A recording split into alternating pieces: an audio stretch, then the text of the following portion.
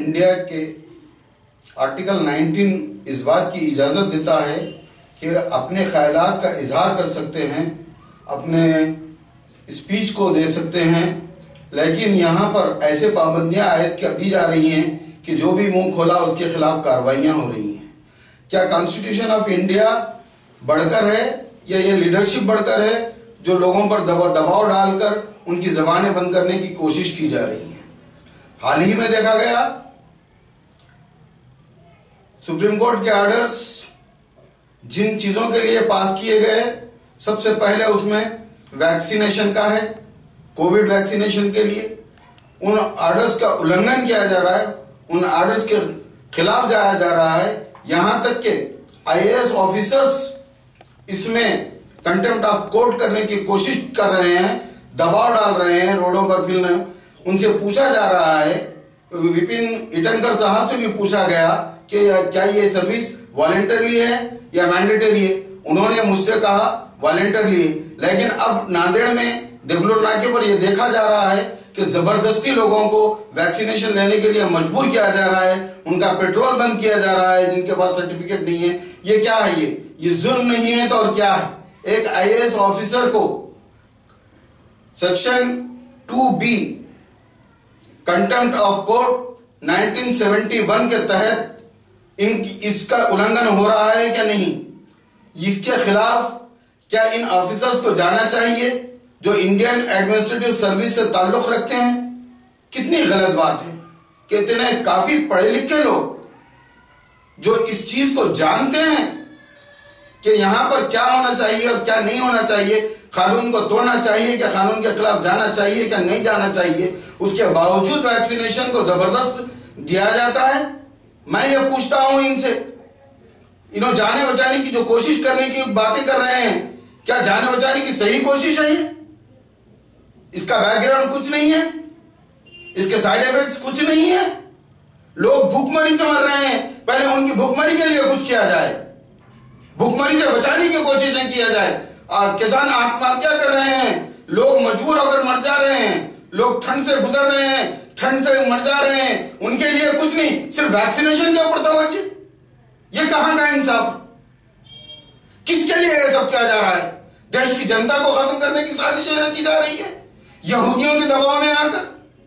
अफसोस की बात है हमारे कानून ना बाबा साहब अंबेडकर और उनकी कमेटी ने इतना साफ सुथरा कानून बनाने के बाद उस कानून की ताखीर की जा रही है, उसे कंटेम्प्ट किया जा रहा है। क्या इन लोगों के खिलाफ कार्रवाई नहीं होनी चाहिए? जब कानून इस बात की इजाजत नहीं देता है, सुप्रीम कोर्ट जिसे अदालत उज़्मा कहा जाता है यहाँ का, उस अदालत उज़्मा के खिलाफ जाकर ये लोग काम करते हैं तो किसके दबाव में काम कर रहे हैं? क्या इस देश के प्राइम मिनिस्टर को इस बात का हक हासिल है कि वो सुप्रीम कोर्ट के ऑर्डर्स के खिलाफ जाकर आईएएस ऑफिसर्स को कुछ भी ऑर्डर्स इश्यू कर दें और कलेक्टर्स जो है पब्लिक पर दबाव डाला करें? बड़े अफसोस की बात। हम आज तक इस मुल्क के कानून की इज्जत करते चले आए, इस कानून को बचाने की कोशिश करते चले आए, इस कानून के तहत चलते आए। हम क्योंकि कानून के तोड़ने वालों में से नहीं, कानून की इज्जत करने वाले लोग हैं, हम कानून के साथ चलने वाले लोग हैं, हम लॉ अबाइडिंग पर्सनैलिटीज हैं इस इंडिया की। उसके बावजूद यह हालत।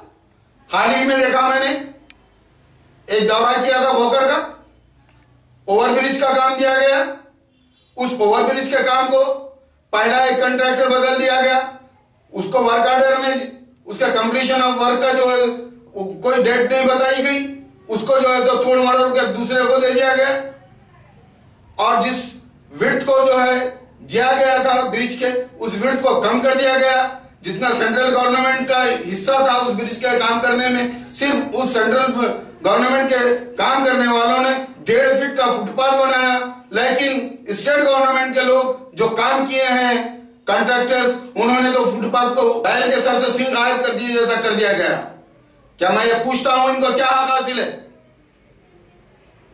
जो काम कानून के दायरे में होकर चलना चाहिए, उसको कॉन्ट्रैक्टर्स को खत्म करने की इजाजत है। बेड कॉन्क्रीट हो रहा है नीचे, आकर देखिए उसकी क्या हालत है। ड्रेनेज एक के बाद एक दूसरे पर बनाए जा रहे हैं बात आजू बाजू। इसकी क्या जरूरत है? उसका थिकनेस कितना है बेड कंक्रीट का? सिर्फ 1.5 इंच, जबकि 4 इंच तक बेड कंक्रीट होना चाहिए। ये टेक्निकल चीजें किसको मालूम है? क्यों इस पर अमल नहीं किया जा रहा है? कौन से इंजीनियर इसमें मुलविस है? कौन से मिनिस्टर्स इसमें मुलविस है? कौन से काम करने वाले जिम्मेदार इसमें मुलविस हैं जो कॉन्ट्रैक्टरों को पूरी छूट दे रखे हैं और अपने तमाशाई बने हुए कुछ लोगों को कुछ चंद रुपए के एवज में खरीद लेते हैं और उस पर जो है काम की जो नवीयत है उसको बदल देते हैं। अरे भाई, पब्लिक का पैसा टैक्स की शक्ल में आप वसूल करते हैं। टैक्स की शक्ल में वसूल करने के बाद उस पर आप बजट सैंक्शन करते हैं, तो क्या बजट नाली के ऊपर नाली बनाने के लिए इस्तेमाल किया जाता है? एक नाली के बाद दूसरी नाली तैयार कर दी जाती है। किस लिए? कॉन्ट्रैक्टर्स को पालने के लिए। बड़ा अफसोस, बड़ी तकलीफ होती है कि हमारे बजट को किस तरह मिसयूज किया जा रहा है। इतना बड़ा ब्रिज जिसकी विड्थ कानूनन जितनी होनी चाहिए थी उससे कम कर दिया गया। क्या हमारे यहां के मंत्री साहब का फर्ज नहीं बन जाता कि इसकी विड्थ क्यों कम हुई? अरे क्या तमाशा बना दिया है इस मुल्क का। जिस मुल्क को लोग सोने की चिड़िया के नाम से जानते थे, आज उसको लोहे की चिड़िया भी बाहर के नहीं रख रहे हैं। शर्म आनी चाहिए हम सबको। ऐसे पार्टियों का साथ देते हैं जो पब्लिक के जेबों पर डाका डालते हैं। गैस सिलेंडर के नाम पर जाते जाते कांग्रेस ने सब्सिडी का ढोंग रचाया, पब्लिक के जेब पर डाका डाला, पब्लिक से पैसे निकाले, पब्लिक को वापस किए सब्सिडी के नाम पर, और जो ब्याज आया वो करोड़ों अरबों रुपए में खाकर बैठ गए। किसके बाप की जागीर थी ये मुल्क? इस मुल्क के अवाम पूरी जिम्मेदार है इस मुल्क को चलाने की। आपको कोई हक नहीं पहुंचता कि किसी भी किस्म की कोई सब्सिडियां निकाल दे और अवाम की जेबों पर डाका डाले। मनमोहन सिंह जैसे प्राइम मिनिस्टर जो इतने बड़े स्कॉलर थे, उन्होंने ये स्कीम को कैसे कबूल किया सब्सिडी के नाम पर? बड़े शर्म की बात है कि इतने बड़े स्कॉलर इसको जो है तो तरजीह दिए और फॉलो अप किए, इस पर कानून बनाया गया। और इसके बाद ये भारतीय जनता पार्टी यूनिटी के नाम पे उसको बर्खास्त कर दी उस सब्सिडी को। कितना बड़ा डाका है ये पब्लिक के जेब पर। कितने लोगों को बर्बादी का सामना करना पड़ रहा है आज गैस के वास्ते। कितने कीमतें बढ़ती चली जा रही हैं पेट्रोल की, डीजल की, गैस सिलेंडर्स की। कहां तक लूटोगे? हर चीज को प्राइवेटाइजेशन कर दिया जा रहा है। कौन सा तमाशा कर रहे हैं आप? वैक्सीन के नाम पर, लोगों की जान बचाने के नाम पर धोखा दिया जा रहा है।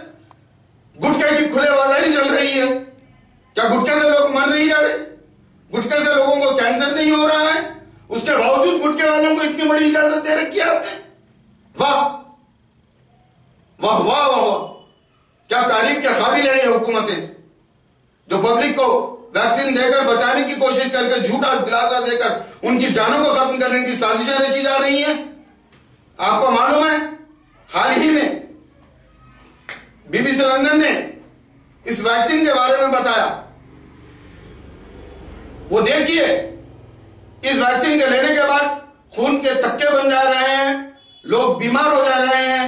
फिर उसके बावजूद हमारे आईएएस ऑफिसर प्रेशराइज कर रहे हैं इस वैक्सीन को लेने के लिए। क्या हमारी जिंदगी इतनी सस्ती हो गई? क्या हमने इस मुल्क में पैदा होकर बहुत बड़ा गुनाह किया है? अरे भाई, हम इस मुल्क के हैं, इस मुल्क के रहेंगे। इस मुल्क के लिए हमारी पार्टी ने जो अज़्म किया है टीपू सुल्तान पार्टी, हम उसको आखिरी तक लेकर चलेंगे। किसी के कोई नहीं चलने देंगे। और हम अवाम के लिए सामने आ रहे हैं और अवाम के लिए लड़ते रहेंगे, यहां तक कि हमें अपनी जान की कुर्बानी का वक्त क्यों ना आ जाए। लेकिन हम ना इन गुत्तेदारों को छोड़ेंगे, ना डुप्लीकेट काम करने वालों को छोड़ेंगे, ना उन लीडरों को छोड़ेंगे जो मुसलमानों के वोटों की खरीदो फरोख्त करते हैं। जय हिंद, जय भारत।